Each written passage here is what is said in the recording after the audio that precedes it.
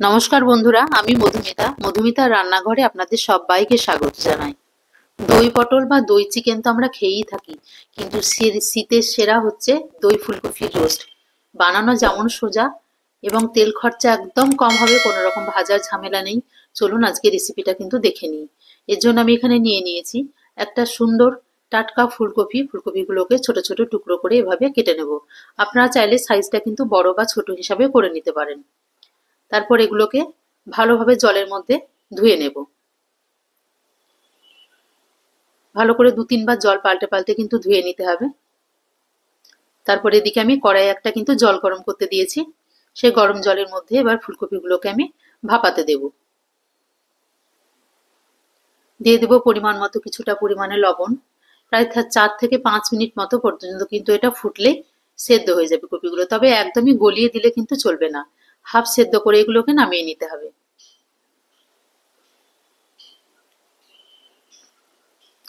এগুলোকে আমি এখন 5 থেকে 7 মিনিটের জন্য একটু ঢাকা দিয়ে দেব।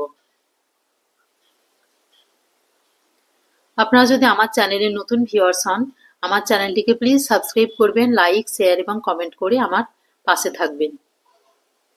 ফুলকপিগুলো একদমই সেদ্ধ হয়ে গেছে। এগুলোকে একটু নামিয়ে নিয়ে কিন্তু সম্পূর্ণ ঠান্ডা করতে দেব। এদিকে আমি নিয়ে নিয়েছি 1 কাপ পরিমাণ দুধ। দুধের মধ্যে কিছুটা পরিমাণ মালাইও কিন্তু আমি নিয়েছি। এই দুধে আমি 1 চিমটি পরিমাণ কেশর বা স্যাফরন কিন্তু ভেজাতে দেবো, এতে কিন্তু কালারটা খুব সুন্দর ফিরে আসবে।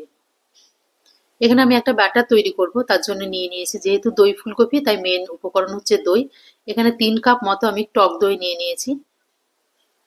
এর মধ্যে কিছু মশলা মেশাবো, যেমন দিয়ে দেবো এখানে 1 চামচ পরিমাণ জিরে গুঁড়ো, 1 চামচ পরিমাণ ধনে গুঁড়ো এবং একটু কালার আনার জন্য কাশ্মীরি শুকনো লঙ্কা 1 থেকে 1.5 চামচ মতো দিয়ে দেবো। আর লাগবে এখানে আমার হলুদ গুঁড়োটা কিন্তু খুব কম পরিমাণে দেবো। তারপর এখানে ভালোভাবে মাখিয়ে নিয়ে পেস্ট তৈরি করে নেবো একটা। আর এখানে লাগবে আমার 2 চামচ আমি দিয়ে দিয়েছি কাঁচা সরষের তেল, আপনারা চাইলে সাদা তেলও কিন্তু দিতে পারেন। সব মিশ্রণটা ভালোভাবে তৈরি করে নিয়ে ফুলকপিগুলো দিয়ে একটু ম্যারিনেশন করে নেব। আপনারা চাইলে ফুলকপিগুলো ভেজে নিতে পারেন, কিন্তু এক্ষেত্রে ভাজবার কোনো প্রয়োজন হয় না। প্রথমে এগুলো ম্যারিনেশন করে নেব। 10 থেকে 15 মিনিট মতো ম্যারিনেশন করে রেখে দেবো, যেন মশলাটা এর মধ্যে ভালোভাবে ঢুকে যায়। এদিকে আমি আর একটা কড়াইয়ের মধ্যে তেল গরম করতে কিন্তু বসিয়ে দিয়েছি। তেলটা গরম হয়ে গেছে, দিয়ে দিলাম একটা শুকনো লঙ্কা এবং গোটা গরম মশলা, দারচিনি, এলাচ এবং লবঙ্গ। একটু ভালোভাবে ফেটে গেলে ভাজা হয়ে গেলেই কিন্তু দিয়ে দিলাম হলুদ গুঁড়ো এবং আদা বাটা। আদা বাটাটা ভালো করে ভেজে নিয়ে এখানে আমি একটা টমেটো কিন্তু মিক্সিতে পেস্ট করে নিয়েছি, শুধু টমেটো এখানে আছে। টমেটোটা ভালোভাবে ভেজে নেব। তারপর এখানে আর একটা মশলা তৈরি করে নেব। নিয়ে নিয়েছি 1 চামচ পরিমাণ চারমগজ বাটা এবং 4 থেকে 5টা কাজু বাদাম। ভালো করে একটু পেস্ট করে কিন্তু মশলাটা আমি ঢেলে দিয়েছি। ক্যামেরাটা আমার বন্ধ ছিল তাই সরি দেখাতে পারলাম না। তারপরে এখানে ভালোভাবে মিশিয়ে নিয়ে মশলাটা কিন্তু কষে নেব। একদমই মশলাটা প্রায় কষা হয়ে গেছে।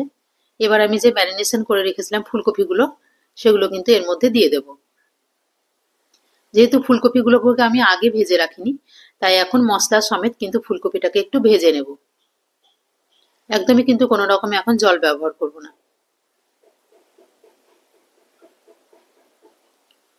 খুব ভালোভাবে আস্তে আস্তে নেড়ে, এখানে কাজু বাদাম দেয়া আছে তাই এটাকে ভালোভাবে নাড়াচাড়া করতে হবে। একদম একঘেয়েমি ফুলকপি রান্না থেকে কিন্তু একদম একটু রান্নাটা আলাদা। এই রান্নাটা যে কোনো ভাত, লুচি, পরোটা বা নান, তন্দুরির সঙ্গেও কিন্তু আপনারা খেতে পারেন। একটু চাপা দিয়ে দেবো 1 থেকে 2 মিনিটের মতো। একদম কষানো হয়ে গেছে কিন্তু ফুলকপিগুলো, সম্পূর্ণ তেলটাও বেরিয়ে এসছে।